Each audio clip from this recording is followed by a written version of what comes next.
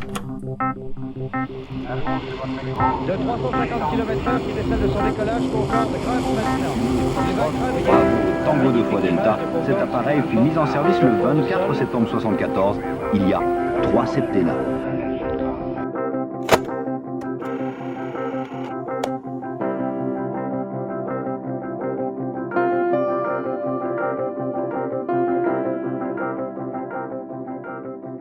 Alors donc j'ai une carrière un peu atypique puisque je suis rentré dans l'aéronaval, j'avais 20 ans et j'ai fait un cours de navigateur aérien en 83. Et j'ai fait un peu moins de 4 ans dans la marine et j'ai passé le petit concours de l'ENAC, le concours externe de l'ENAC qui m'a permis d'intégrer une promotion de l'ENAC pour être pilote de ligne. Je suis passé en sortant de l'ENAC dans une petite compagnie qui a disparu depuis, qui s'appelait l'Air Littoral. Et je suis rentré donc dans la filiale charter après, en 89, la filiale charter du TA qui s'appelait Aéromaritime, où j'ai été qualifié sur Boeing 737 et assez rapidement sur Boeing 767. En 92, UTA est racheté par Air France, nous fusionnons donc de copilote Aéromaritime sur 767. Je reste copilote sur 767, mais Air France, sous pavillon Air France, où j'assure le développement de la flotte 767 en tant que copilote pendant encore 3 ans. Et je repars à Air Littoral détaché comme commandant instructeur de 94 à 96. Et en 96, je reviens à Air France sur cet avion-là, sur le Boeing 747, où j'y passerai 4 ans, mes 4 dernières années de copilote. En 2000, je passe commandant à Air France sur Airbus. J'ai fait donc du 320, du 319, du 318, du 321. En 2006, je passe commandant long courrier sur A330 et sur A340. En 2014, je passe commandant de bord sur 777 à Air France. Je suis également instructeur depuis 2010 sur long courrier, sur 330, 340 puis 777, ce qui m'entraîne à m'occuper également de la mise en ligne d'une Boeing 787 à Air France. Et donc j'ai formé tous les équipages 787, les instructeurs et les contrôleurs 787 également. Et je suis revenu pour terminer ma carrière sur 777. Et là, j'ai 60 ans et je compte poursuivre ma carrière jusqu'à 62 ans. Donc, il me reste un peu moins de 2 ans maintenant de carrière. Et voilà, et je totalise aujourd'hui un peu moins de 25 000 heures de vol. Les simulateurs n'étaient pas zéro flight time à l'époque, donc on faisait une qualif au simulateur sur des simulateurs qui étaient déjà très performants. Il ne faut pas non plus...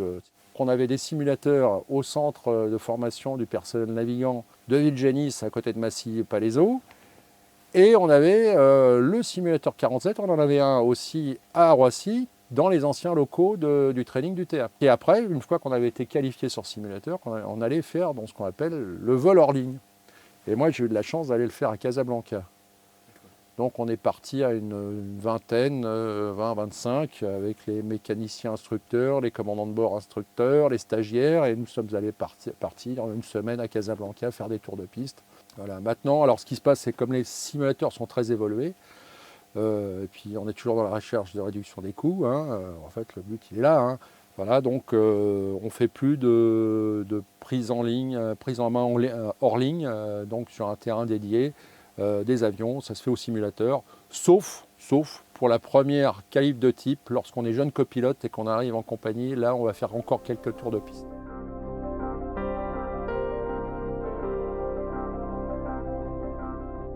Alors, cet avion, le 747, c'est d'abord la révolution du transport aérien dans les années 70. C'est un avion mythique, pourquoi? Parce que d'abord, c'est le plus gros avion qui a été construit dans les années 70. Il sera le plus gros avion jusque dans les années 2000, avec l'arrivée du 380 et quelques avions russes qui étaient un peu plus gros, mais qui n'étaient pas voués au transport de passagers. Donc c'est la révolution du transport de masse aérien et la vulgarisation du transport aérien.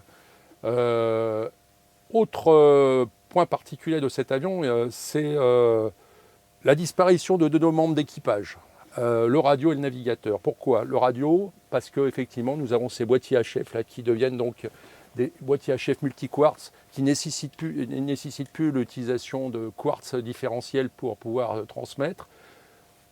La graphie, le titit du Morse a disparu également, donc ça ne sert plus à grand-chose. Donc voilà. Et le deuxième point important, c'est le premier avion équipé de série de ces 3 centrales inertie. Elles sont là, hein, on les voit, la 1, la 2 et la 3.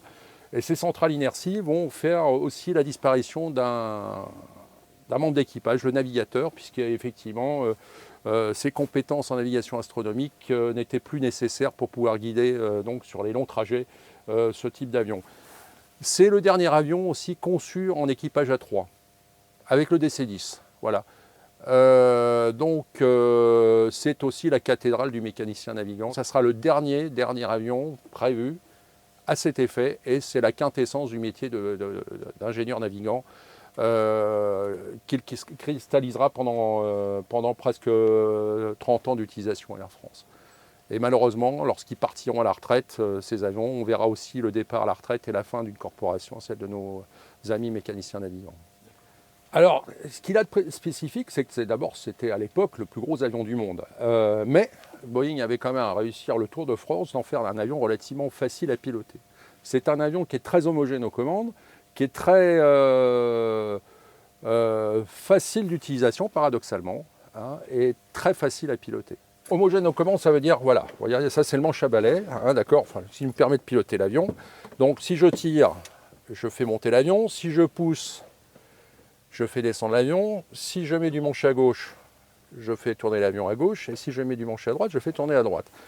Souvent, sur certains avions de cette génération-là, les efforts aux commandes, sur l'axe de tangage, on appelle ça l'axe de tangage, n'étaient pas forcément bien corrélés avec les efforts aux manches sur l'axe de roulis. L'axe de roulis, donc c'est quand je fais tourner l'avion de droite à gauche. Voilà.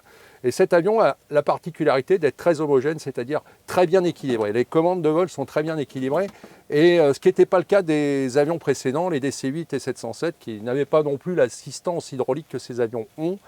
C'est le premier avion qui a été conçu avec des commandes de vol totalement hydrauliques, ce qui n'était pas le cas de la génération d'avant, les Boeing 707 et les DC-8. Voilà. C'est aussi l'avion qui a décollé au-delà de 300 tonnes.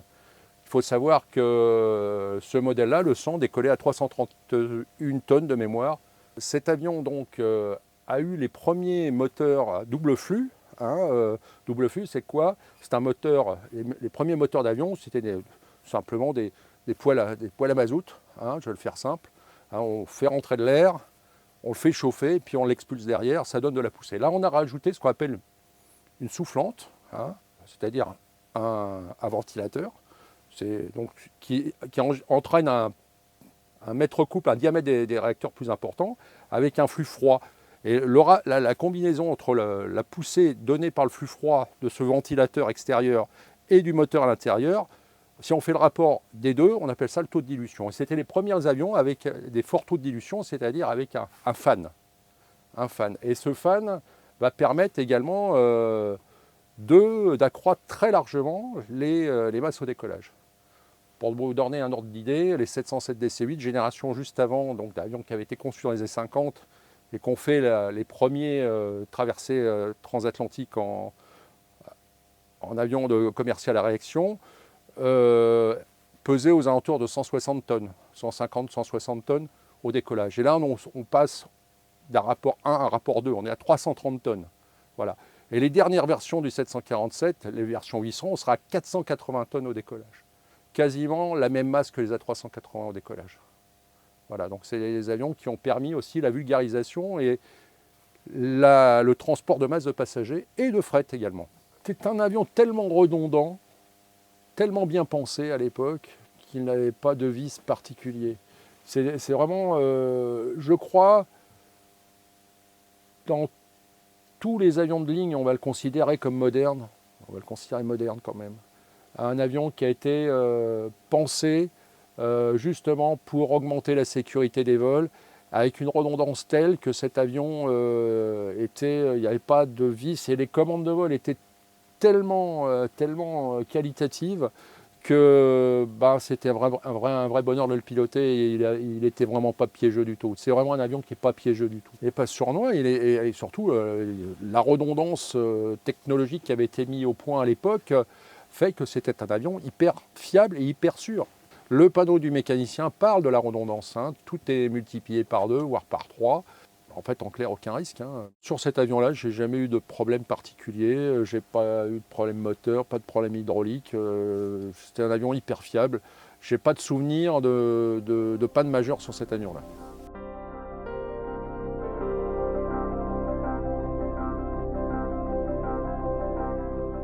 C'est des avions beaucoup plus pointus. L'électronique et l'informatique, vous connaissez tous la problématique de vos ordinateurs personnels. Ça plante souvent beaucoup. Alors c'est jamais des pannes de hard, c'est souvent des pannes de soft. Et ça peut paradoxalement nous poser des problèmes, surtout quand on n'a plus de mécanicien navigant à bord. On n'a plus que de pilotes devant. Donc on a une charge de travail qui peut être très largement accrue. Et donc il y a certains avions qui, lorsqu'on commence à perdre de la redondance, deviennent très problématiques à piloter. Ça devient très compliqué.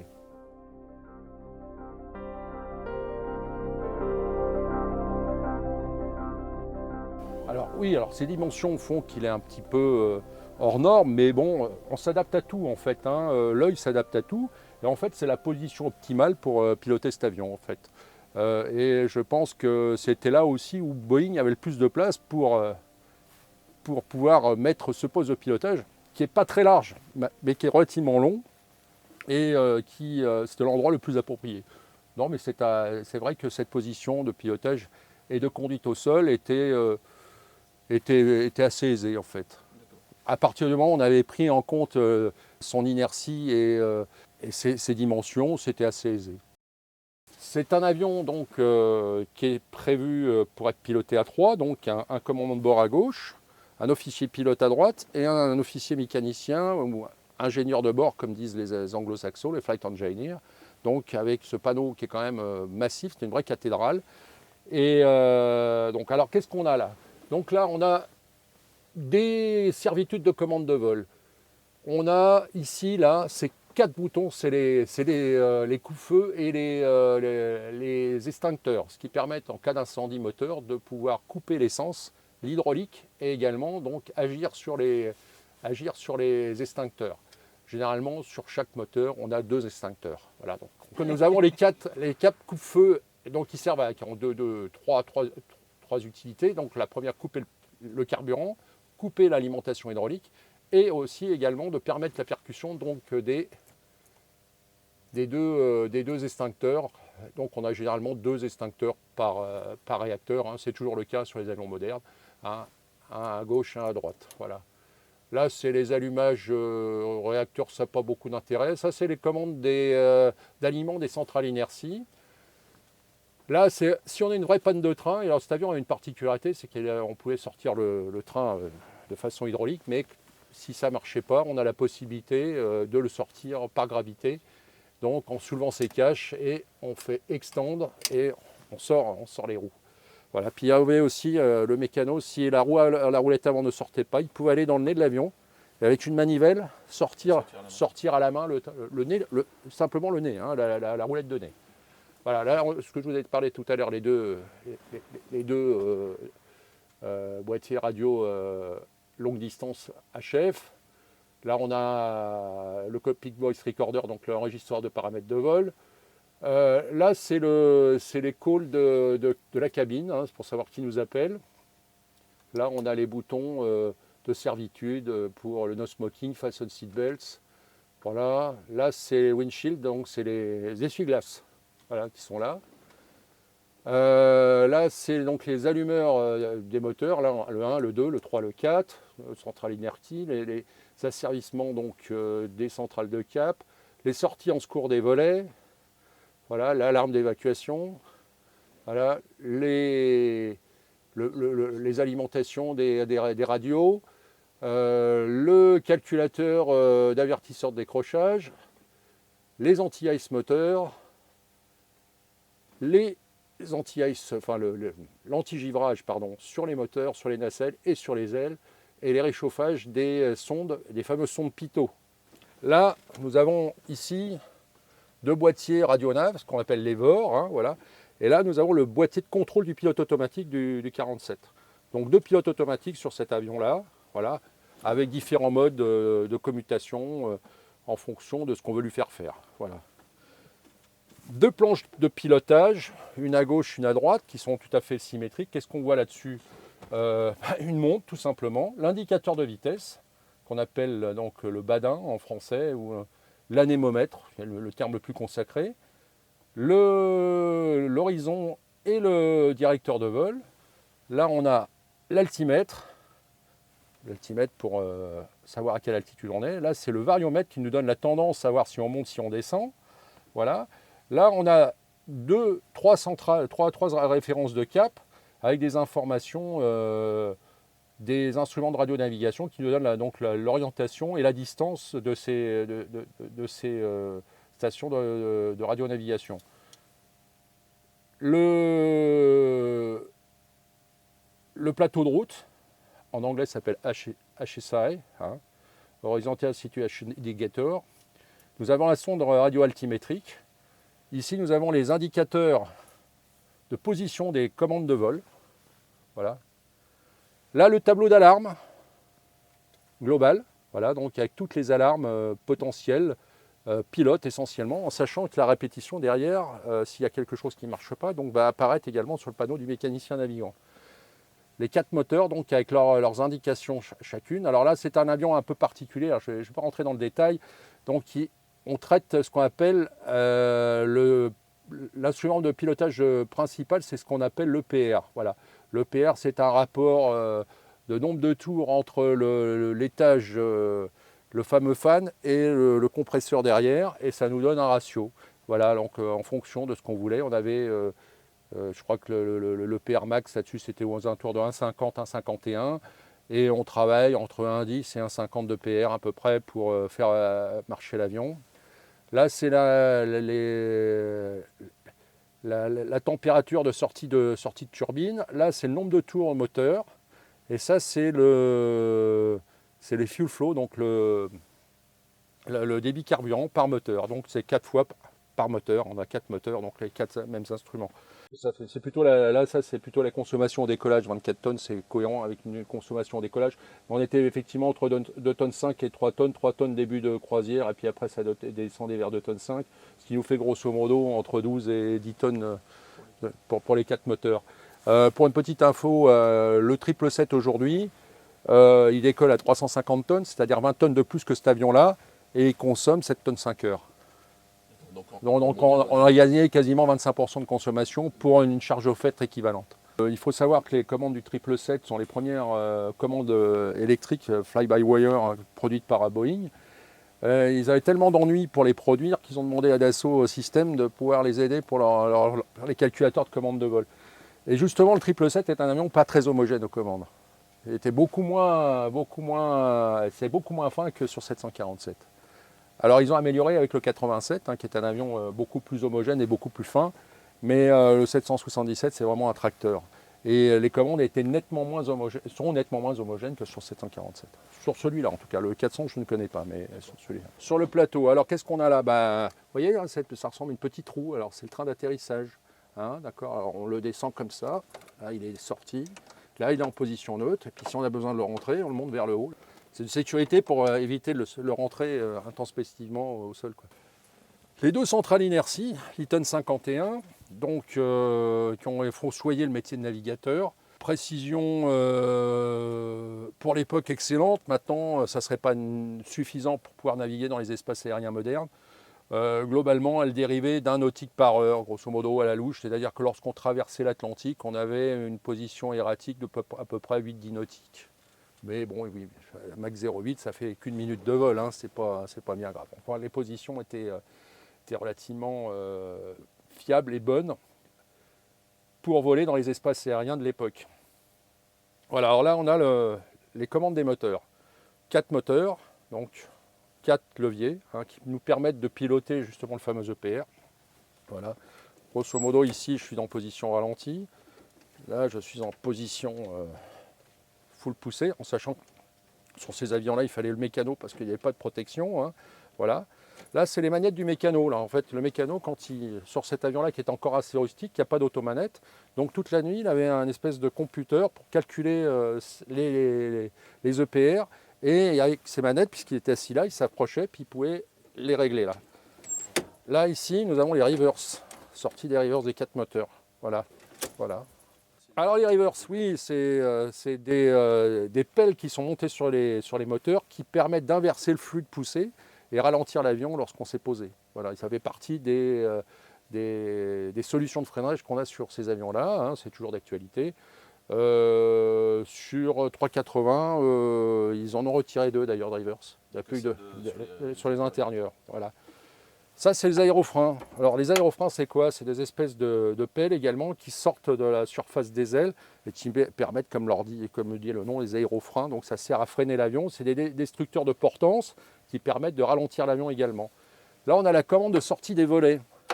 Alors, sur cet avion-là, il y a plusieurs positions. On a donc entrée complètement. On a volet 5, volet 10, volet 20, volet 25.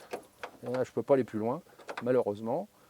Et après, en secours, on peut aller jusqu'à volet 30 sur cet avion. C'était volet 25 là, à l'atterrissage. Et on a vu qu'il y a un cache qu'on peut sortir jusqu'à volet 30. Boeing ne s'est jamais trop cassé la tête. Hein. Les braquages volets aujourd'hui sur les avions modernes Boeing, c'est quasiment les mêmes. Sauf qu'ils ont retiré le 10 et c'est 15 maintenant. Voilà. Voilà, qu'est-ce qu'on a là? On a les robinets coupe-feu, on a les alimentations en pétrole. On ouvre en fait la vanne de carburant et ça permet donc de faire entrer l'essence dans le moteur avant de l'allumer. Voilà. Qu'est-ce qu'on a là? La 3e centrale inertie en backup.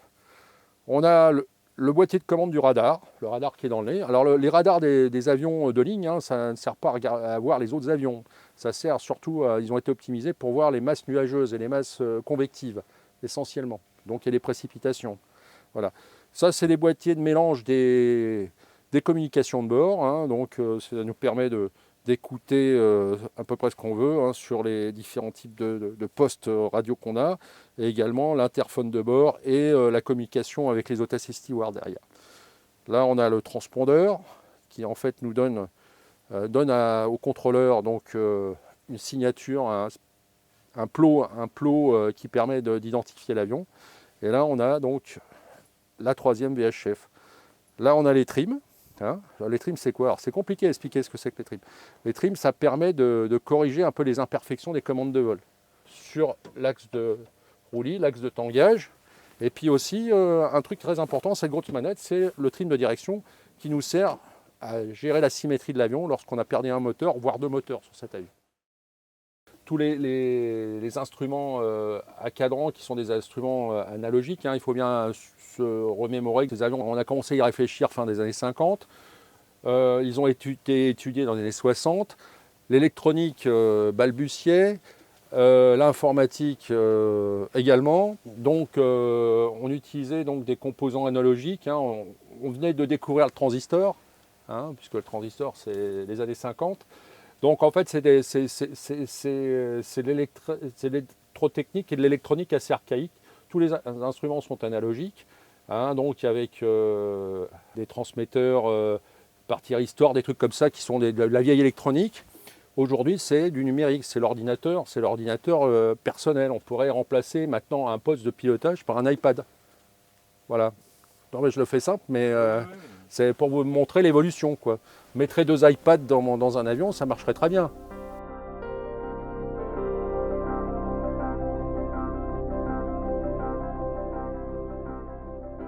On appelle ça le T basique. Voilà, le T basique, on retrouve exactement les mêmes informations, sauf qu'elles sont plus compactées. Hein, donc en fait, et souvent les indicateurs de vitesse et d'altitude sont des échelles linéaires de part et d'autre d'un horizon artificiel recréé par l'informatique et l'électronique moderne. Les paramètres de conduite moteur n'ont pas changé. Alors en fait, ça c'est une spécificité. L'EPR, la gestion d'EPR en Engine Pressure Ratio, c'est une particularité d'un constructeur de moteur qui s'appelle Pratt & Whitney. Les paramètres de conduite principaux sur les avions modernes, c'est le N1, en nombre de tours moteur sur le fan. Hein, voilà. En fait, cet instrument-là est en haut et celui-là n'existe plus, en clair. Voilà. Il y avait la diagonale commandant, mécanicien, navigant. Alors le copilote sur cet avion-là avait une fonction toute simple, c'était de piloter l'avion. Voilà, il avait tout le décisionnel se passait entre le commandant et le mécanicien navigant. Et dans toutes les compagnies du monde, j'ai interrogé justement des gens, des Anglais récemment, et c'était pareil, c'est sur le sujet. Et donc en fait, l'axe décisionnaire, il était comme ça. Voilà. Lui à droite, il pilotait, il faisait un peu de radio, il était heureux. Comment ça se passait? Alors, aujourd'hui, la répartition des tâches fait que le commandant et l'officier pilote ont à peu près au niveau pilotage les mêmes prérogatives. Et dans le traitement des pannes, on parle de PM maintenant, Pilot Flying, Pilot Monitoring. Donc il y a eu une montée en compétences des copilotes avec l'arrivée de l'équipage à deux. Ça n'empêchait pas que c'était des bons techniciens, enfin on était des bons techniciens quand même, on avait une très très bonne formation technique, on était capable de pallier aussi, puis quand on écoutait un petit peu la diagonale entre le commandant et le mécanicien navigant, s'il y avait un truc qui ne nous plaisait pas, on était quand même là pour le dire aussi, hein, parce qu'effectivement, c'est toujours pareil, plus il y a de cerveaux qui réfléchissent, plus généralement la décision est la bonne. Hein, voilà. Après, c'est simplement, il fallait voir aussi l'autorité. À l'époque, les gradients d'autorité ne sont pas. C'était pas la même génération de commandants. C'est des gens qui avaient connu, pour certains. Alors moi, j'ai pas connu ceux qui avaient fait la roure sur Halifax dans les groupes lourds, mais j'ai quand même connu des commandants qui avaient fait l'Indochine, hein, sur Privateer, sur Invader, qui avaient fait l'Algérie, voilà. Donc c'était des messieurs qui avaient quand même un certain vécu aéronautique, on va dire comme ça, sur des avions qui étaient à l'époque pas du tout faciles, hein, et puis que la sélection naturelle était importante. Donc c'est vrai qu'on pouvait comprendre qu'ils aient une certaine personnalité. Aujourd'hui, le gradient d'autorité entre les commandants et les copilotes, je ne vais pas dire qu'il est à plat, hein, parce qu'il faut toujours de l'autorité. Moi, je suis très à cheval sur justement que les commandants restent des commandants et qu'ils savent prendre des décisions. À l'époque, ils avaient plutôt tendance à les prendre tout seuls. Maintenant, on les prend en équipage, c'est beaucoup mieux. Mais n'empêche qu'il y avait le mécanicien navigant qui était là pour un petit peu tempérer les ardeurs de certains. Voilà. Et leur analyse, le fait qu'ils ne soient pas aux commandes, permettait d'avoir aussi beaucoup de recul sur la situation et permettait également que ça se passe bien. Donc, comme je l'ai dit, bon, position du copilote assez en retrait, hein, voilà, technicien du pilotage et de la radio avant tout. Il y avait quand même son mot à dire s'il y avait quelque chose qui se passait quand même. Voilà. Alors, comment ça se passait sur ces avions-là? C'est le mécanicien navigant qui s'occupait de toutes les checklists. Voilà. Donc voilà, on a deux exemples de checklists Air France. Ça, c'est les checklists normales, hein, lorsque tout va bien. Voilà, en fait, c'est quoi une checklist, hein? C'est un pense-bête, hein, pour oublier de faire des choses importantes et fondamentales pour la sécurité de vol. Et puis on a ce classeur là, ce petit pense-bête qui est donc les checklists urgence secours.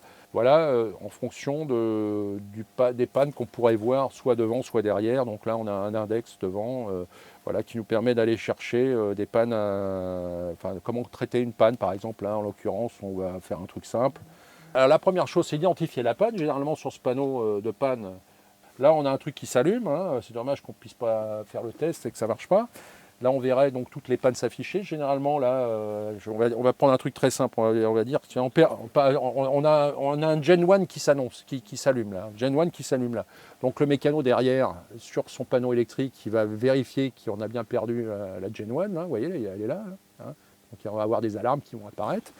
Là, il va prendre cette checklist et puis il va dire donc checklist urgence.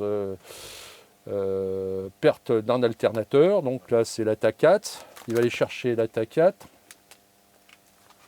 la page 4. Alors, perte de 1 ou 2 alternateurs, donc c'est lui qui va faire ça dans son coin. Inverter split system breaker close, donc split system breaker close, il est là, voilà, il est juste au-dessus là. Split system, voilà, celui-là. Qu'est-ce qu'on fait là? On isole les deux ailes, voilà. Donc c'est lui qui fait ça, il fait ça dans son coin. Inverseur bus tie close, alors bus tie, de l'alternateur concerné en panne. Voilà, celui-là on le passe sur close.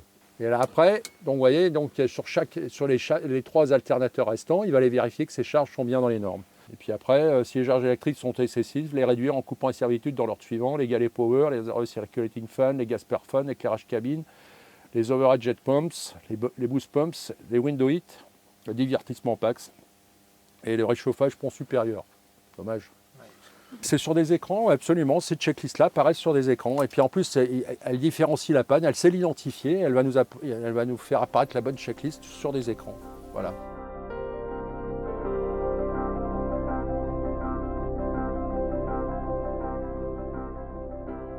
Alors en fait, historiquement, il avait été prévu en équipage A4 cet avion. Mais la firme Litton et la firme DECA qui s'était associée à la firme Litton ont sorti ces centrales inertie au début des années 60. Les premiers avions qui sont équipés de ces centrales inertie, c'est les B-52 américains. Ce n'est pas tout à fait la même mission, mais ça sera les premiers avions qui en seront équipés. Voilà, mais gardez un navigateur sur B-52. Mais voilà, alors sur cet avion-là, comme ces trois centrales étaient disponibles, on a supprimé le navigateur. Et puis aussi, à l'époque, il y avait aussi des problèmes de réglementation et de certification avion. Donc on avait, au cas où les centrales tombent en panne, on avait prévu de mettre un sextant. À la fin du 747, ils étaient toujours là, mais il n'y avait plus de sextant depuis bien longtemps dans les avions d'Air France. Et puis je doute que beaucoup d'équipages étaient totalement incapables de faire un point astro.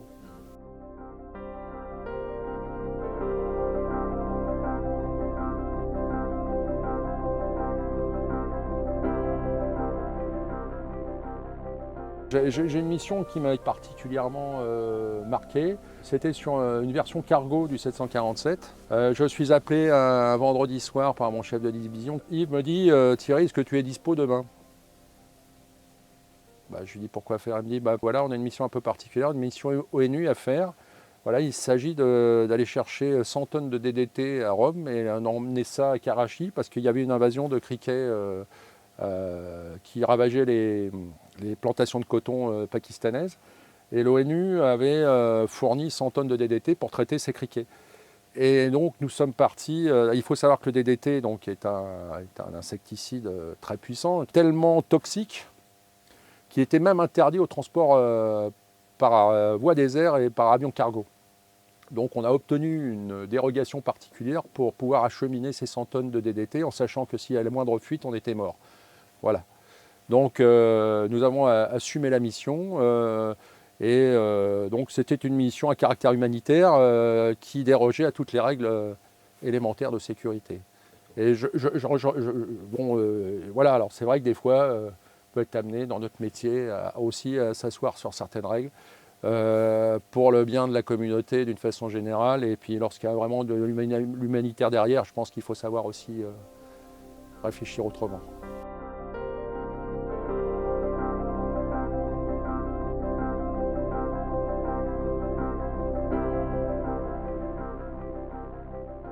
Je crois que j'ai à peu près tout dit. C'est l'avion de la révolution passager, du transport de masse, ce qui va permettre aussi l'abaissement des prix du billet, qui va aussi permettre l'expansion de l'aéronautique telle qu'on la connaît aujourd'hui, parce que c'est grâce à lui en fait qu'on a des low cost aujourd'hui.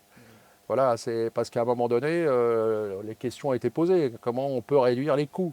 Voilà. Alors je ne dis pas que c'est bien, mais ça permet quand même à beaucoup de gens de pouvoir se déplacer. Pour des conditions de prix relativement raisonnables maintenant, alors que dans les années 50-60, aller à New York, c'était quasiment le prix d'une voiture. Vous êtes prêts pour le briefing? Allez. Donc on va décoller en piste 27, donc on est sur un 747-100 JT9DF7, donc Victor Juliette, donc on va décoller en piste 27. La masse take-off aujourd'hui 265 tonnes, on va décoller volet 20. Un EPR take-off calculé à 1,34 avec une vitesse V1 125, VR 138 et V2 chez 145. Voilà, donc à la réduction, on affichera un EPR à 1,32. En cas de panne avant V1, j'annonce stop ou on continue. Dans ces cas-là, je réduis, je sors les reverse, je freine, tu vérifies la décélération et tu m'annonces donc 80 nœuds. Voilà, on s'arrêtera sur la piste et on appliquera le frein de parc. Non, on ne mettra pas le frein de parc pour une fois. Voilà, donc checklist avant décollage. Avant décollage, le carburant, on a donc configuration de décollage, Les packs valves sont toutes fermées. La température des freins vérifiée dans la plage verte. Le TICAS. Tarara. Voilà. Les strobes sont sur on. Sur on. Body gear steering disarm. Disarme. Cap et QFU. Il est là, il est disarme. Cap et QFU, j'annonce 264 une fois, 2 fois, 3 fois. Et au Bézu, on a 262. Vérifiez à droite. Les panneaux d'alarme vérifiés, tous éteints. Checklist avant décollage terminé. Ensuite, donc, tu demandes l'alignement décollage, s'il te plaît Ça peut l'air. F437 pour le décollage. Donc, on est autorisé décollage, on est prêt. Pareil. Allez. Rappel de V1 125, décollage à 9h30, top. Allez, vas-y. Ok.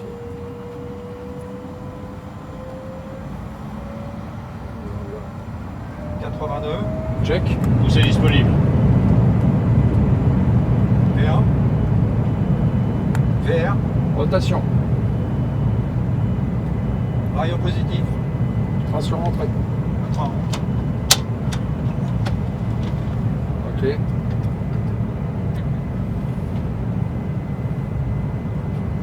on passe 1500 pieds, poussée climb. La montée. On passe la HSD. Dessus. Le train rentré voyant éteint. Ok, flaps 5.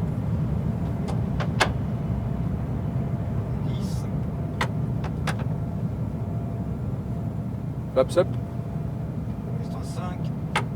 Excusez-moi, je pars triple C. Volet 1. Allez, volet rentrée. Volet vers 0. Et checklist après décollage. Checklist après décollage. Le train. Entrée.